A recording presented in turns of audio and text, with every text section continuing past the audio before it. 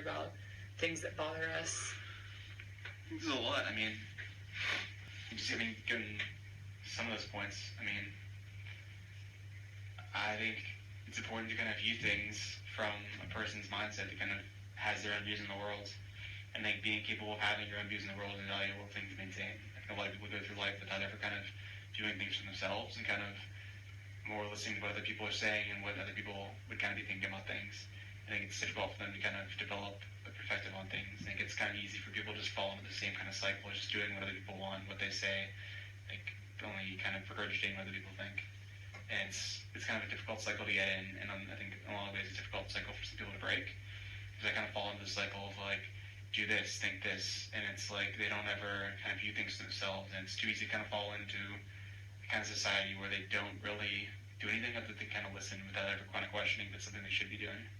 And I think once they kind of figure out what they should be doing, it's easier for them to kind of function as a part of society where it's like they don't necessarily have to be the ones doing every single thing they do from their perspective, but I think having that perspective is very important because it kind of prevents things from kind of falling apart in different to be listening to.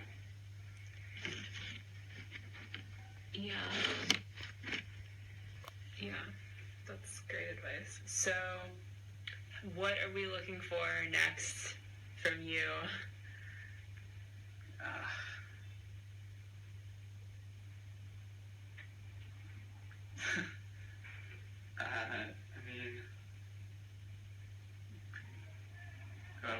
What do you mean?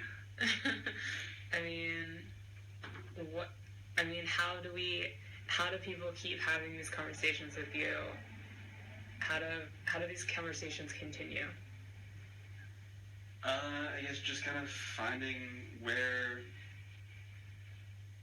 kind of viewing where things can go from where they're at, and just kind of having that way forward is, I think, where the conversations, the kind of things they could be starting to kind of have in their own kind of viewpoints is kind of something they could kind of consider going forward based on what they kind of see is where they're at and where they're going. So, do you feel like you want to do a post-Africa Q&A session? Maybe. A long series of discussions about post-Africa totality thoughts, because you've done South America, North America, Europe, Africa, well, now Africa, Asia, most of Asia.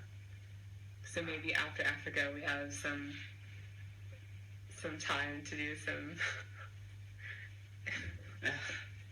Alright, so sounds like a good plan. Alright, well, if people want to follow, they can follow your writings on your website and your limited photography posts on Instagram. And I think these conversations are good, though. Maybe even starting having them slowly with one discussion and seeing what comes out of it or something. Because one thing that is significant, that if you are unique, that getting your ideas out is the first way to start sparking these conversations. Everyone's unique, so that's why sharing our uniqueness is so important. And a lot of these things too, it's just, but anyway, super brave, and thanks for sharing.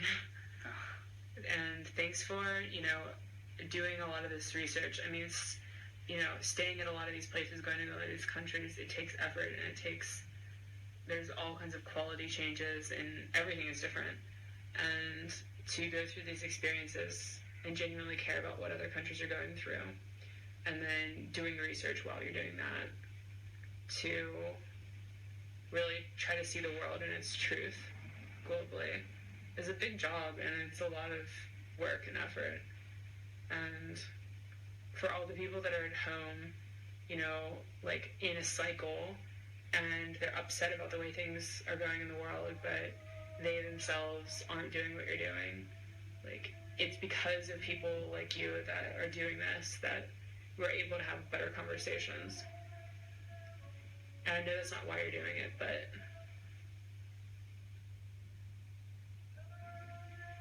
let's have these conversations. So, alright, well, this is Henry Atani from Djibouti in the flesh.